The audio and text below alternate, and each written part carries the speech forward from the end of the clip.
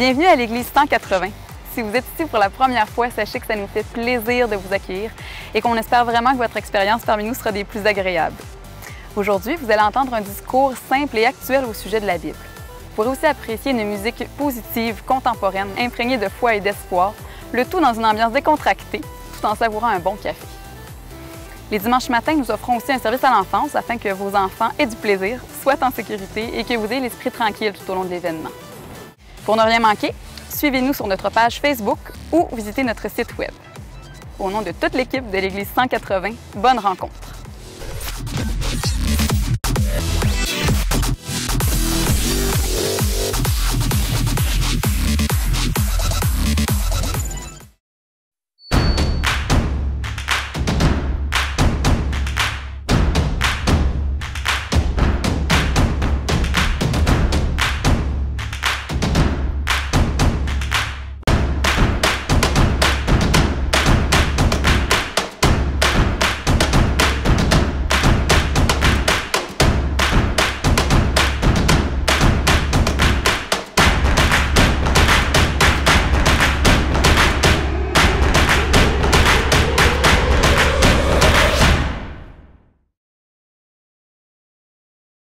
Bonjour tout le monde, est-ce que vous allez bien?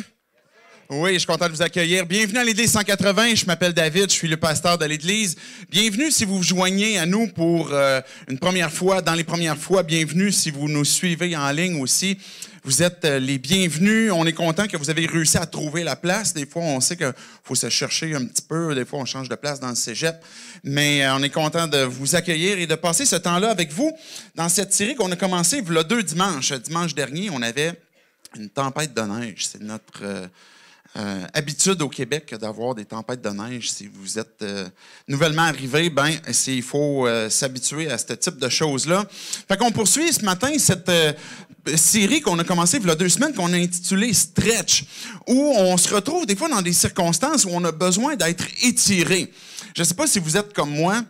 Quand je me lève le matin, j'ai de la misère à marcher. Mes tendons d'Achille, souvent, sont tellement serrés, sont tellement, je ne sais pas s'ils sont trop sollicités peut-être au courant de la journée, mais là, je me lève le matin et j'ai l'air d'un grand-papa d'à peu près 108 ans pour me rendre jusqu'à la salle de bain. Et ça me prend peut-être une couple de minutes, puis après ça, là, mes mollets, mes tendons d'Achille sont bien étirés. On se retrouve des fois dans des circonstances où peut-être que vous dites, moi, je veux prendre ma santé en main, je veux devenir plus souple, je veux pratiquer ces différents exercices d'étirement, puis on réalise que ça fait du bien, par exemple, à notre être, à notre corps, quand on prend le temps d'étirer la musculature. On est en début d'année, et puis en janvier, on a ces résolutions, des fois, de reprendre notre santé en main. Et donc, on va pratiquer ces choses-là. Mais quand on pratique le stretching, c'est pas quelque chose que je fais souvent, mais des fois, j'ai besoin de m'étirer, mais on comprend qu'on a besoin d'appliquer une certaine force pour étirer le muscle en question, mais en même temps, il faut qu'il y ait un lâcher-prise. Parce que si on garde contracté le muscle qu'on veut étirer, on est on devient contre-productif.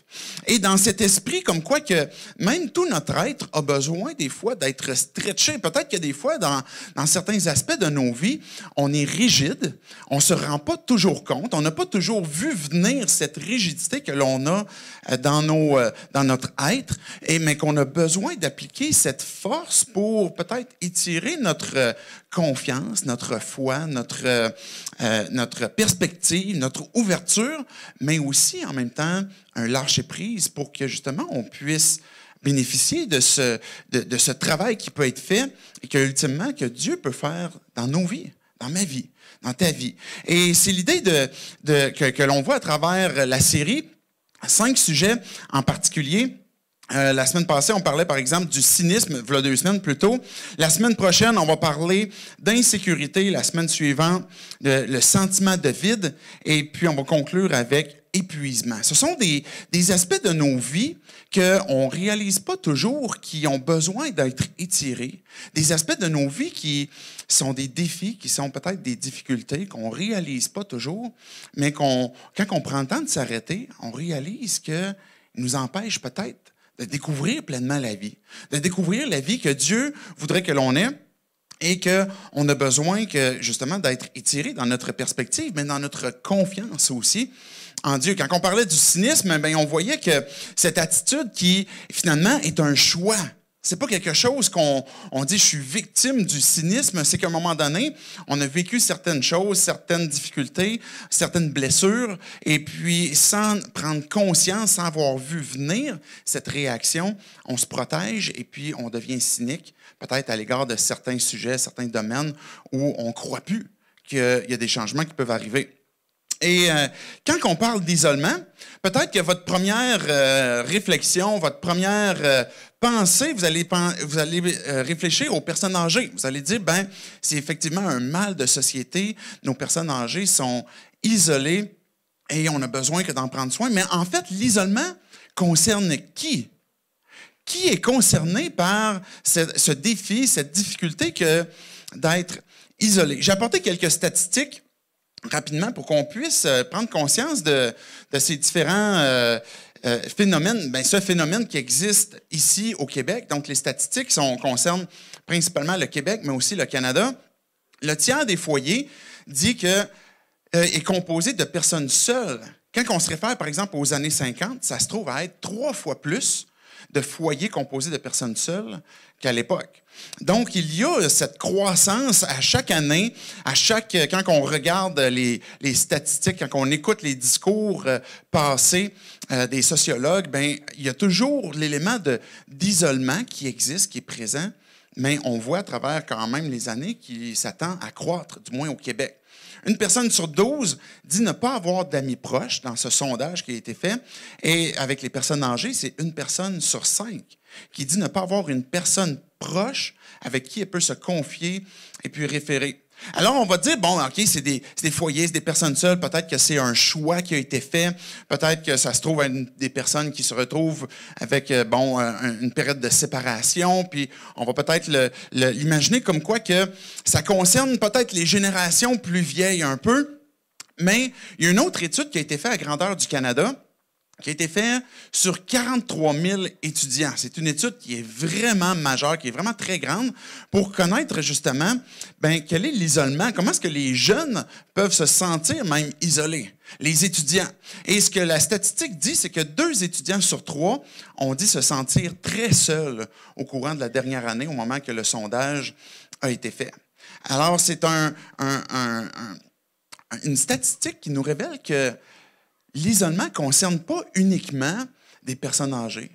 L'isolement ne concerne pas uniquement des personnes monoparentales, des parents monoparentales ou des gens qui sont en situation de séparation ou quoi que ce soit, mais ça concerne aussi des étudiants.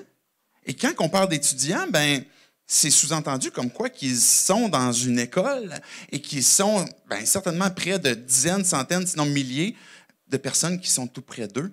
Et ce sentiment d'isolement est quand même là. Il y a l'université UCLA qui ont fait aussi une échelle. Ils ont appelé ça, cette échelle, l'échelle, je la traduis de même comme ça, l'effet d'isolement.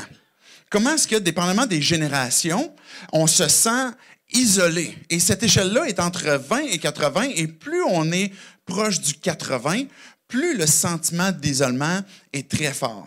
Et donc, ils ont répertorié justement par génération. La génération Z, par exemple, qui se trouve à être environ, mettons, les 10 à 20 ans, grosso modo, cette échelle-là révèle comme quoi qu'ils vont avoir un score de 48,6 sur cette échelle d'isolement. Et quand on remonte tranquillement les générations, par exemple les milléniaux, 45,6, boomers, 42,4, et finalement les 72 ans et plus, pas juste les 72 ans, mais et plus vieux, c'est 38,6. C'est intéressant de constater que cette étude qui a été faite en Amérique du Nord révèle cette échelle de comment que les gens se sentent isolés. Et plus on est dans les plus vieilles générations, plus le sentiment d'isolement est moins grand. Je ne sais pas si ça se dit, plus c'est moins grand. Est-ce que vous me suivez? Moins ce sentiment est ressenti que d'isolement. Mais pourquoi? Qu'est-ce qui se passe? Qu'est-ce qui s'est produit? Qu'est-ce qui arrive avec les nouvelles générations, que ce soit génération Z, les milléniaux, les X. Les X, c'était pas là-dedans en passant, c'est particulier, je sais pas pourquoi ils ont pas inclus. Mais plus les générations sont jeunes, plus le sentiment d'isolement est grand. Et qu'est-ce qui arrive? Qu'est-ce qui peut se produire? On est à une ère de technologie, puis on va en parler dans quelques instants. Est-ce que c'est la technologie qui emmène finalement l'humanité à de plus en plus s'isoler des autres? On va réfléchir à cette question-là tantôt, mais je trouvais intéressant, quand que je lisais sur la question, qu'il y a des conséquences même physiques, évidemment psychologiques, à l'isolement. Un de ces effets-là, ou deux de ces effets-là, qui est une étude qui a été faite à l'Université de York puis qui a été écrite dans The Lancet. The Lancet, c'est un journal de médecine qui, finalement, les articles sont publiés là-dedans. Et puis, ils vont dire que les effets de l'isolement, entre autres, vont apporter une hausse du risque d'infarctus à 29 % et d'AVC de 32 %. C'est incroyable, hein? L'isolement. C'est quoi le lien entre... Comme je me sens isolé, puis j'ai plus de risques de faire une crise cardiaque, un AVC. Les risques sont directement liés même à notre être, à notre santé physique. Une citation que j'ai apportée d'un chercheur, John Cacioppo, je ne sais pas si je prononce son nom comme il faut.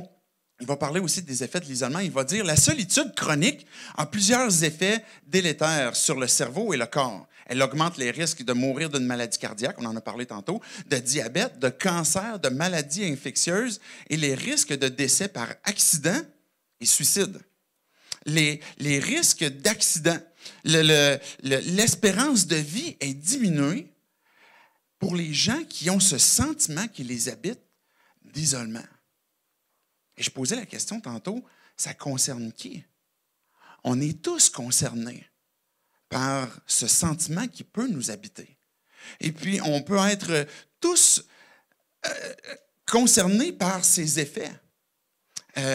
Non seulement la souffrance psychologique, mais même sur notre être, notre corps. C'est quoi le problème? Qu'est-ce qui conduit à l'isolement?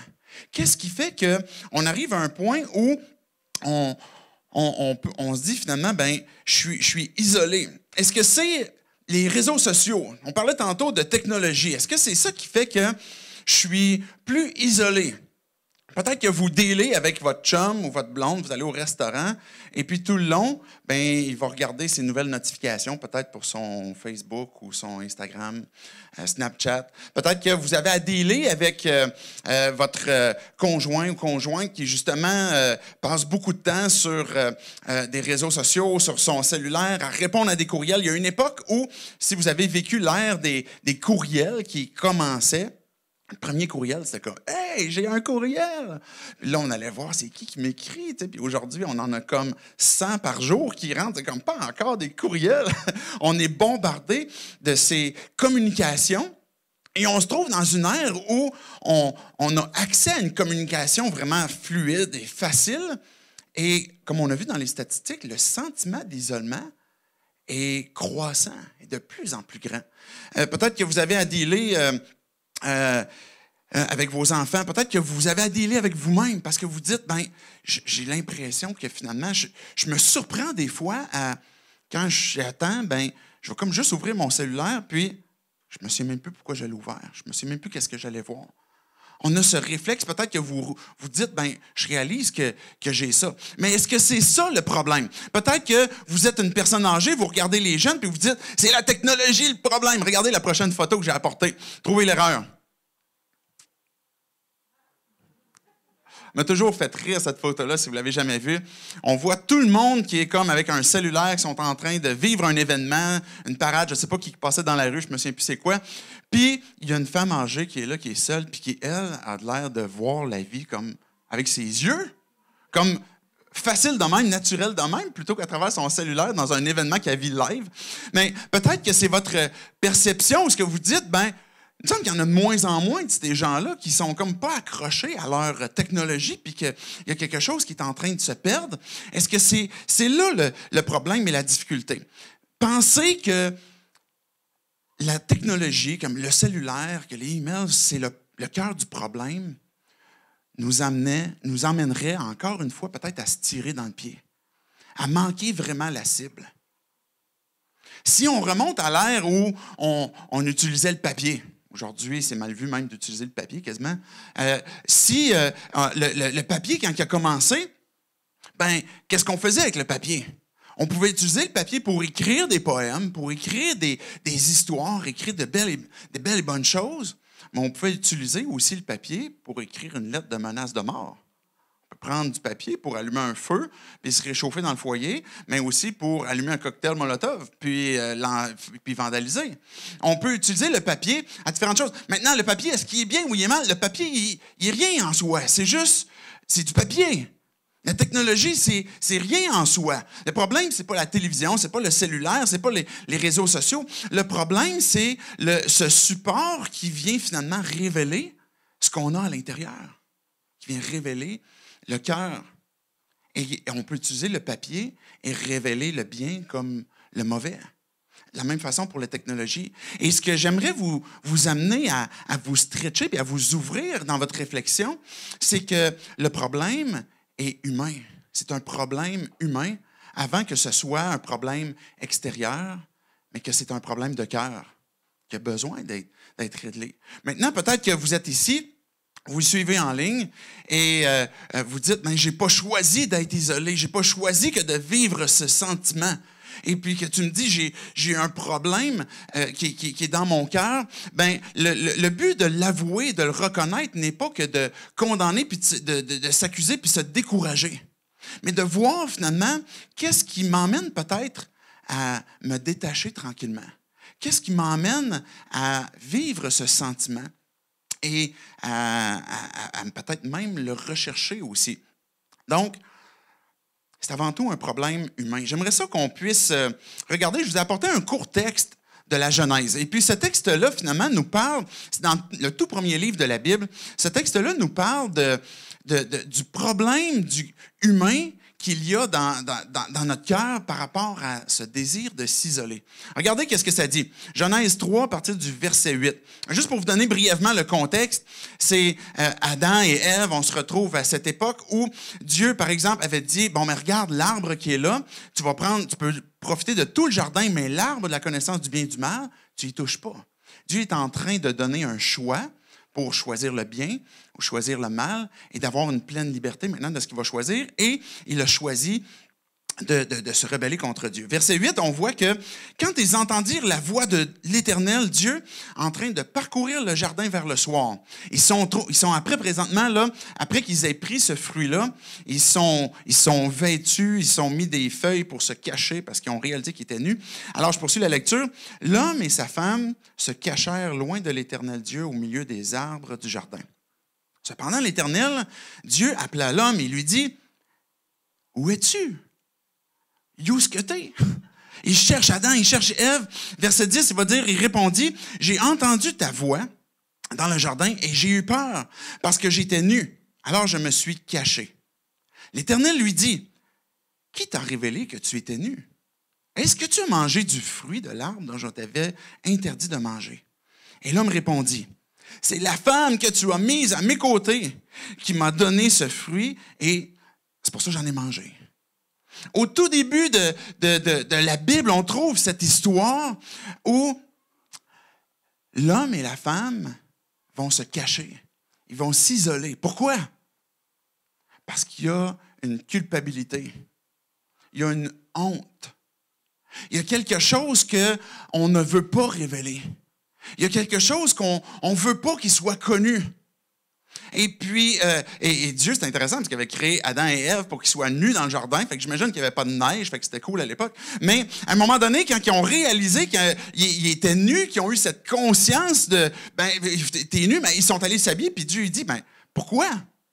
Ben, parce que j'ai réalisé, puis, est-ce que tu as mangé de l'arbre? Ben oui. Avant de dire oui, si vous remarquez qu'est-ce qui se produit, il va dire, mais dans le fond, Dieu, c'est la femme que toi, tu as mis là à côté de moi. La première des choses qui s'est brisée, c'est la relation. L'isolement est l'expression d'un bris de relation.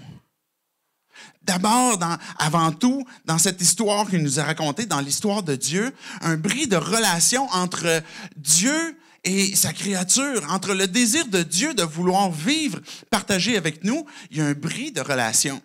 Et l'homme, ce qu'il va faire, c'est « Bon, ben, tu m'as trouvé, Dieu. » Tu sais, Dieu, il l'appelait « T'es où, Adam? » Dieu le cherche. Dieu cherche à entrer en communion. Et peut-être que tu es ici ce matin, tu crois pas en Dieu, tu n'as jamais placé ta confiance, tu n'es pas prêt à faire ce step-là, mais sache que c'est encore une vérité qui existe, qui concerne Dieu, que Dieu te cherche, que Dieu est intéressé à une relation avec toi. Et que même au pire que Adam aurait pu faire à ce moment-là, qu'il avait désobéi, bien Dieu prend les devants, puis ben, t'es où, Adam? Puis il va entrer en relation.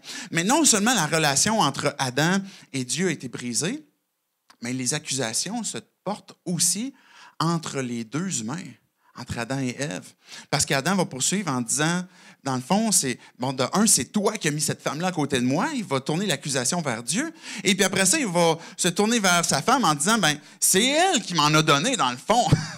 C'est elle qui a pris et puis qui me l'a fait manger. Et là, il y a un bris de relation entre l'humanité, dans l'humanité. Il y a quelque chose qui s'est brisé.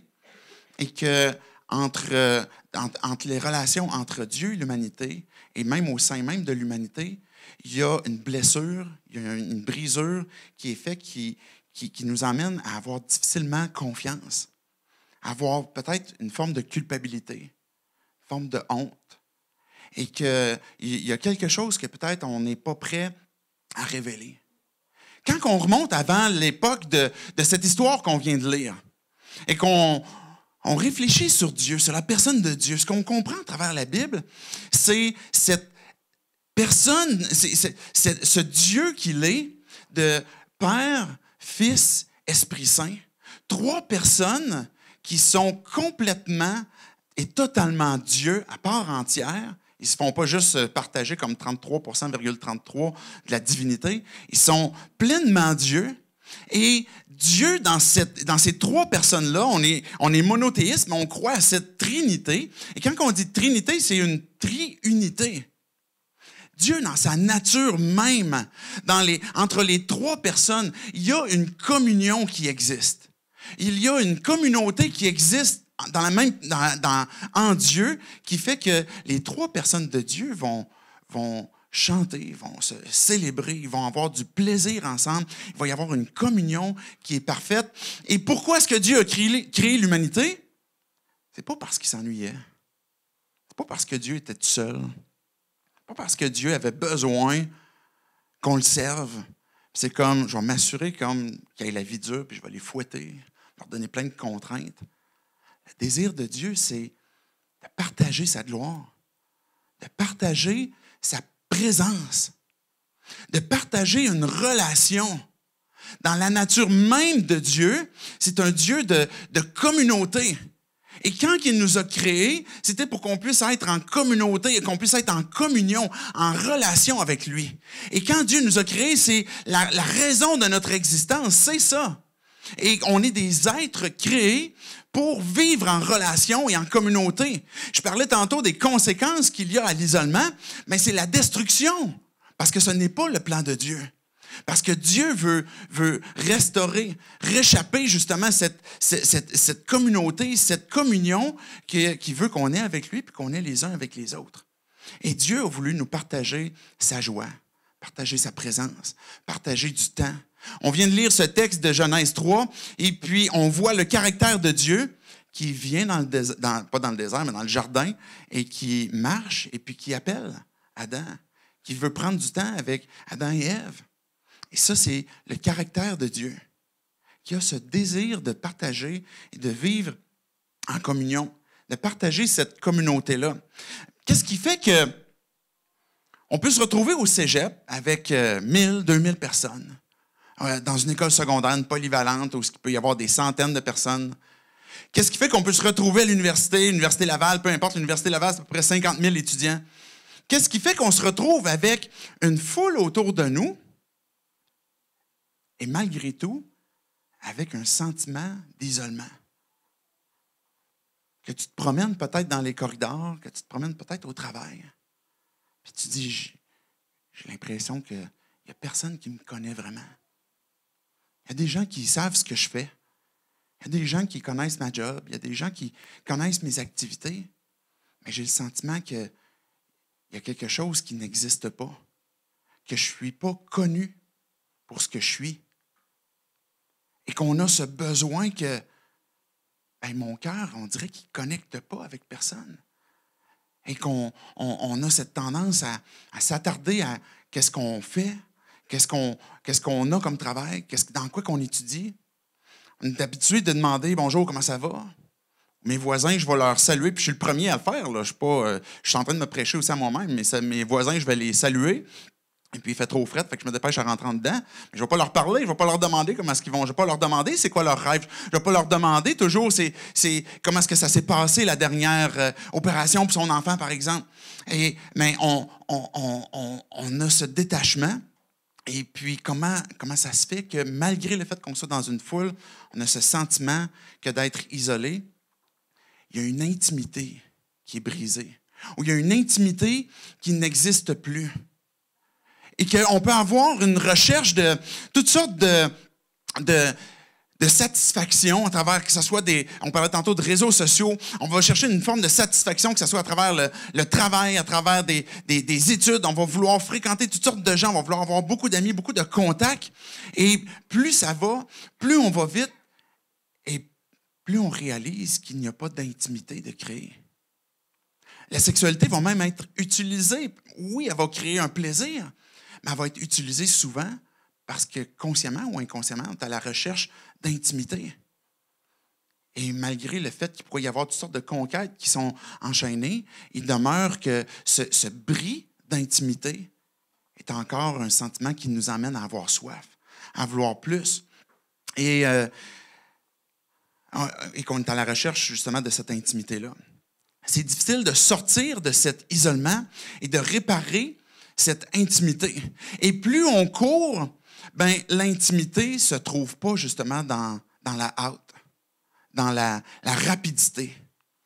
Et si la technologie n'est pas le problème, elle peut certainement contribuer, parce qu'on peut juste aller de plus en plus vite et exprimer ce que notre cœur cherche, ce que notre cœur désire, et réaliser finalement que je vais de plus en plus vite, et plus je vais vite, et plus je m'éloigne de ce besoin d'intimité.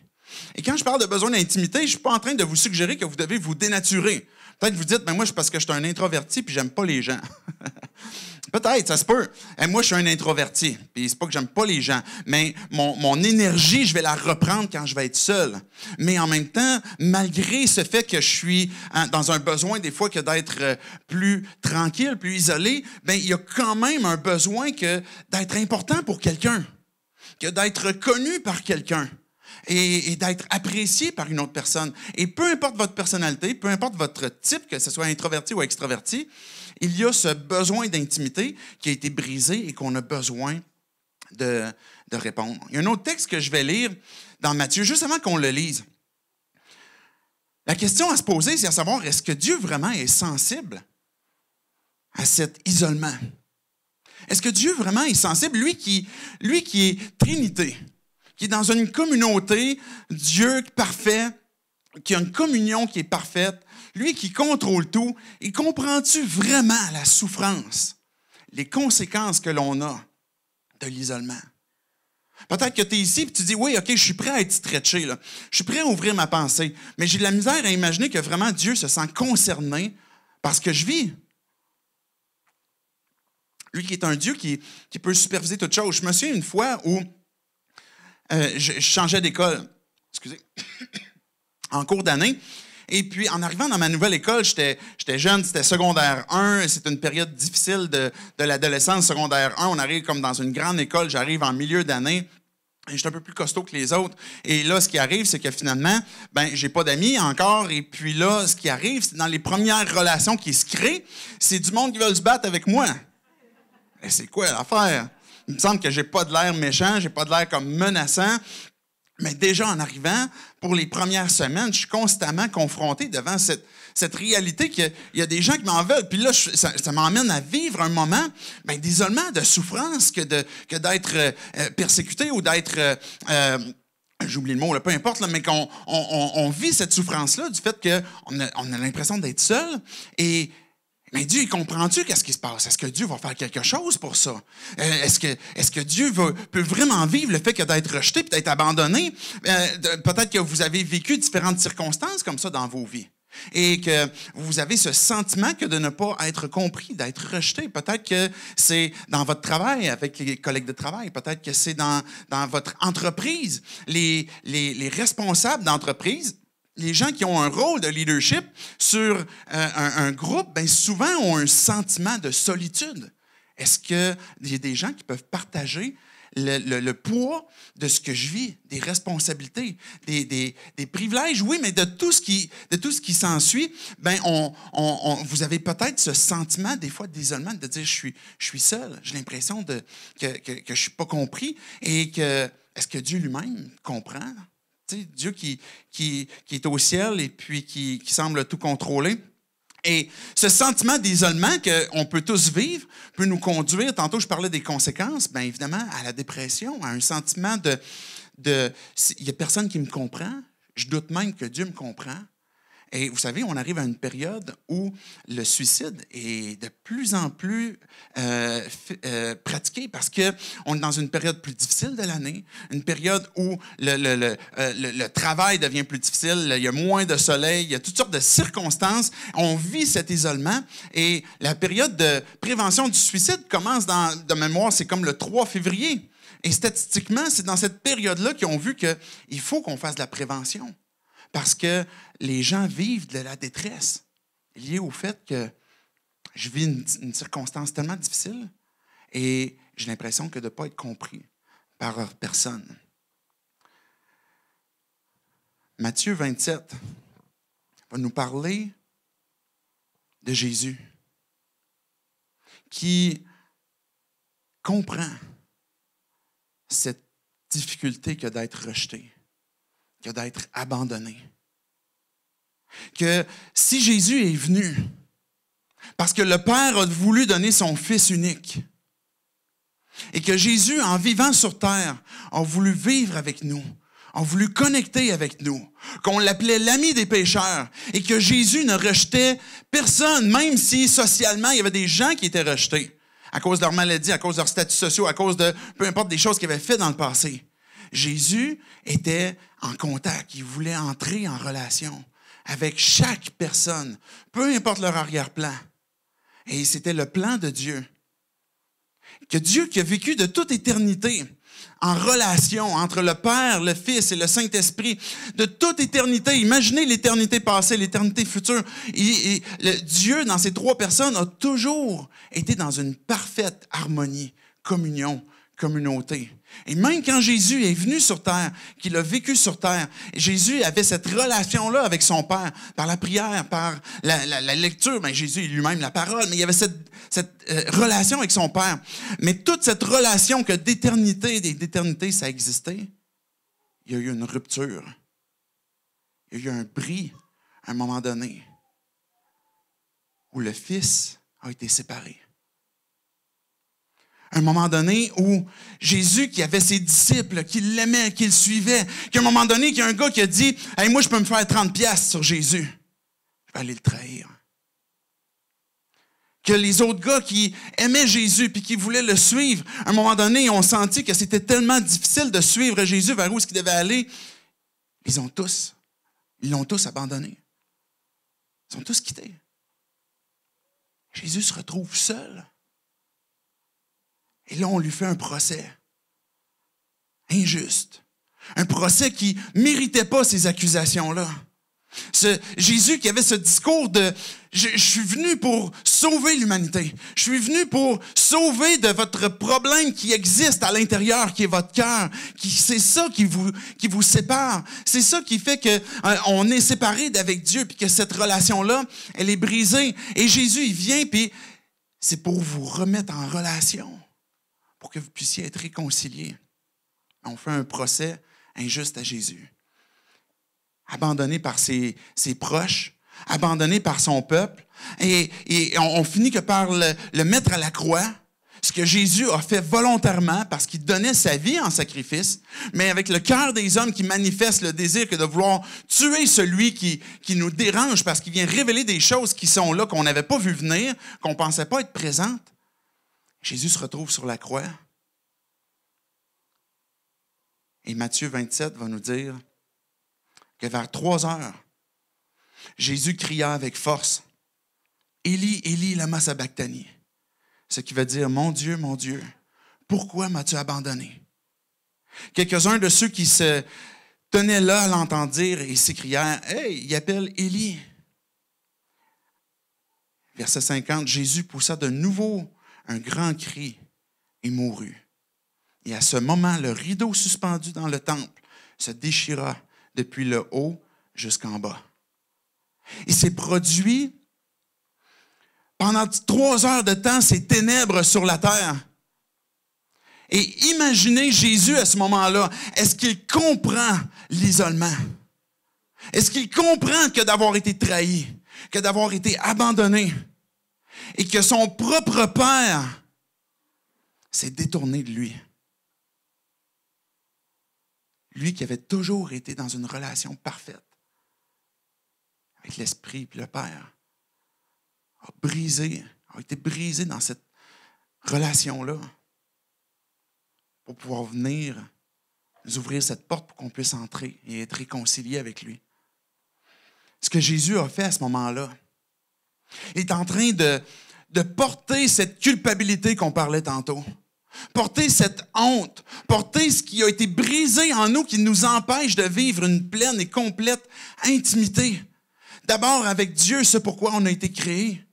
Jésus est en train de porter le poids du péché de l'humanité.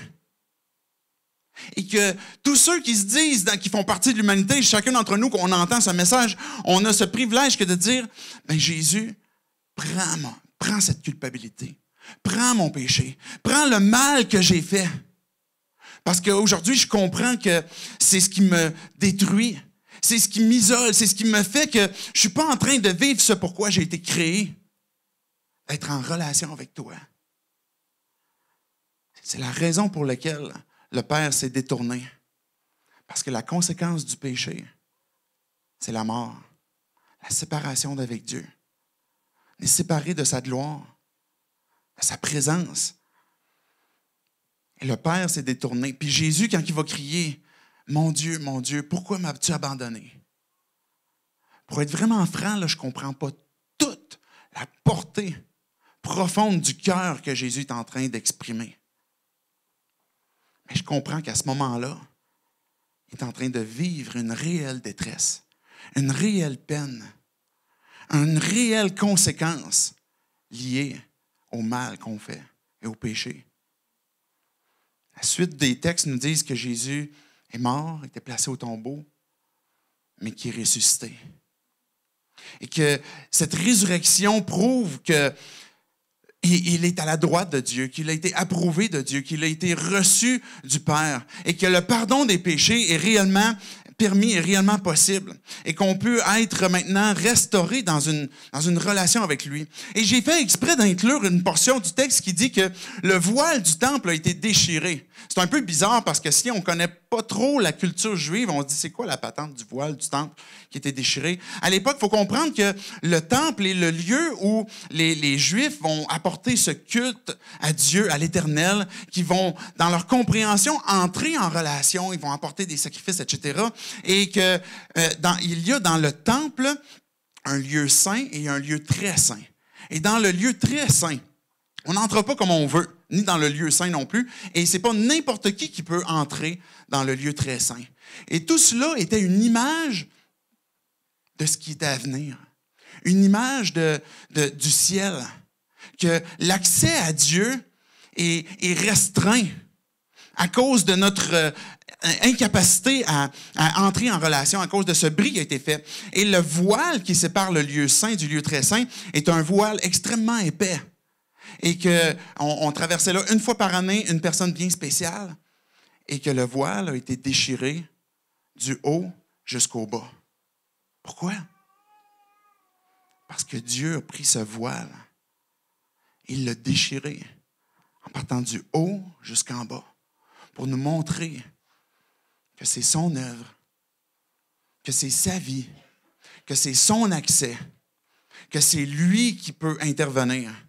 Et que le voile, on ne l'a pas déchiré du bas jusqu'en haut pour dire « Dieu, on va entrer maintenant. » Et puis regarde comment est-ce qu'on est bon, puis regarde comment est-ce qu'on fait. Puis on veut revivre cette intimité, on veut ne plus subir cette conséquence qui est liée à l'isolement. Mais Dieu a de lui-même pourvu ce qui était nécessaire pour qu'on puisse être réconcilié avec lui. Qu'est-ce que ça veut dire pour nous aujourd'hui? Ce besoin de retrouver une intimité avec Dieu. Il faut peut-être, comme on dit en hébreu, slacker un peu. Pour ceux qui comprennent moins bien le québécois, ralentir, s'arrêter, peut-être réfléchir à Dieu, peut-être prendre le temps de fermer quelques trucs qui nous distraient, peu importe qu'est-ce que c'est, puis de réfléchir, de méditer, peut-être de parler à Dieu. Que si tu as même cette curiosité à Dieu, puis que tu n'es pas sûr de tout ce qui le concerne, tu peux lui parler. Tu peux lui demander qu'il vienne pour répondre à tes questions que tu n'as pas. Tu peux prendre le temps de slacker un peu pour peut-être lire. Qu'est-ce que Dieu a à me dire? Qu'est-ce que Dieu veut me révéler?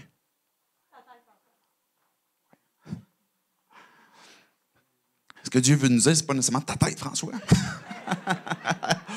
Ça peut être utile. Mais s'arrêter et venir à Dieu et peut-être faire ce qui est le plus difficile et confronter ce problème qui n'est pas extérieur, mais dire, Dieu, je réalise que le problème est à l'intérieur. Le problème, c'est mon cœur, puis c'est ce qui est en train de révéler. Et Dieu, je comprends que ma culpabilité me sépare, puis je sais que j'ai honte. Et puis Dieu, je veux venir devant toi, parce que j'ai besoin que d'être restauré, que d'être transformé. Savez-vous, c'est quoi une des prières que Jésus nous a enseigné à prier? Notre Père, je veux être en relation avec toi, Dieu. Tu m'as intégré dans une nouvelle famille. Tu veux m'intégrer comme enfant de Dieu. Et Dieu, je veux prendre le temps de m'arrêter, de me souvenir que tu es Dieu. Dieu, je veux prendre le temps de m'arrêter puis de réfléchir peut-être sur l'éternité. Qu'est-ce que je vais faire dans l'éternité? Quelle vie que tu veux que je vive présentement? Et Dieu, qu'est-ce qu'il a voulu faire? C'est certainement s'identifier à nous. Puis que chacun d'entre nous, on puisse avoir la certitude comme quoi que Dieu comprend. Dieu comprend la souffrance que d'être trahi, que d'être abandonné, que d'être isolé. Dieu comprend cette souffrance-là. Et c'est la raison pour laquelle il est venu et qui t'invite à « Viens, viens parce que je veux te redonner cette intimité avec moi. Je veux restaurer même les relations autour de toi. Et que Dieu, si je vis de la confiance maintenant aujourd'hui, c'est pas tant parce que j'ai retrouvé l'espoir en l'humanité, mais parce que j'ai trouvé une espérance, une confiance en celui qui transforme les cœurs, celui qui transforme mon cœur, celui qui transforme toute relation. Et que quand on réfléchit à Dieu, qu'on réfléchit à Jésus, qu'il nous intègre dans sa famille, et que quand que je place ma foi en Jésus, puis je dis, Dieu, prends ce péché, donne-moi ton pardon, réconcilie-moi avec toi, mais qu'on a cette communauté maintenant auquel on appartient, qu'on appelle l'Église, des frères et des sœurs, et qu'on doit résister en Église à ne pas rester dans un mode individualiste. Que Dieu vient restaurer dans nos choses, des choses dans nos vies et qu'on a besoin de saisir les vérités, saisir les choses qui concernent Dieu pour qu'on puisse être restauré. Que je suis placé dans une famille pour que les gens puissent prier pour moi. Que moi, je puisse prier pour eux. Qu'on puisse lutter ensemble. Et vous savez, c'est quoi une pratique que l'on ne fait plus aujourd'hui parce qu'on a été très irrités par ça? C'est la confession des péchés. On se dit, hey, wow, je ne vais pas aller confesser mes péchés au curé, au pasteur. Mais la Bible nous dit, confessez vos péchés les uns aux autres. avouer ses faiblesses, ses difficultés, que peut-être que tu es en train de placer ta foi en Dieu, que tu luttes avec un péché et tu demeures isolé dans ce péché-là et que tu dis, je ne sais pas comment je vais faire pour m'en sortir. Et Dieu te dit, je veux que tu vives la communion et que, oui, ça demande pour revivre cette intimité, une humilité. Et le fait que je vais dire, écoutez, je parle pas publiquement, là, mais des fois, ça peut être dans un groupe connexion, ça peut être 2 ou 3 frères et sœurs qu'on peut avoir ces relations et dire, j'ai besoin que vous luttez avec moi pour telle difficulté. J'ai la difficulté à faire confiance. J'ai la difficulté à abandonner telle chose dans ma vie. Que la communauté puisse célébrer Dieu, qu'on puisse chanter cette gloire à Dieu, qui nous a créés pour être en relation avec lui, nous partager sa gloire, vivre en communion aussi les uns avec les autres et dans une espérance que Dieu fait ce travail, que Dieu vient restaurer, racheter ce qui est perdu ou ce qui est brisé en nous. J'aimerais qu'on puisse prier en terminant.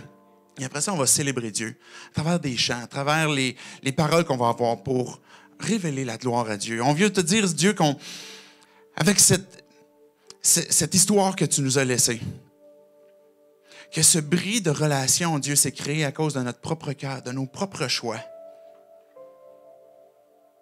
Dieu, on pourrait dire, c'est de la faute à Adam, c'est de la faute à Ève.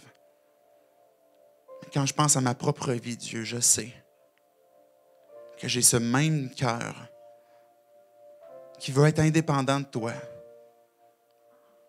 qui ne veut pas te connaître. Je suis Dieu, même sans être à la recherche de ta personne, de qui tu es. Puis Dieu, tu viens de nous dire ce matin comment est-ce que tu nous recherches. Tu nous interpelles en nous demandant où on est. À sortir d'en arrière de notre buisson, sortir de notre isolement, Dieu. Et de renoncer à cette honte qui nous empêche de s'approcher de toi. Dieu, tu nous révèles comment est-ce que, Père, tu as donné ton Fils. Jésus, tu as donné ta vie. Jésus, comment est-ce que tu as été abandonné, trahi, abandonné de ton Père à cause de mon péché, à cause du mal que moi j'ai fait. Et Dieu, aujourd'hui, je crois qu'à cause de toi, tu m'as ouvert cette porte pour être réconcilié avec toi, pour sortir de cet isolement, Dieu, qui me sépare de toi et retrouver une intimité avec toi. Reçois, Dieu, toute cette vie qui était rebelle à toi, ce péché que j'ai fait, ce mal que j'ai fait. Et donne-moi ton pardon. Et restaure-moi dans cette relation-là. Et Père, dans cette famille dans laquelle tu nous intègres, on veut serrer ces vérités qui te concernent de comment tu veux restaurer nos vies. Comment est-ce que tu vas parler, Dieu, à nos cœurs pour nous montrer ces valeurs d'accueil, ces valeurs d'hospitalité, ces valeurs d'amour, que de prendre soin les uns des autres, sans juger des faiblesses des uns et des autres, mais d'accompagner. Parce que Dieu, tu nous enseignes à aimer comme toi tu aimes. Sois glorifié dans ton Église. Transforme nos cœurs. Transforme nos vies. C'est en ton nom Jésus compris. Amen.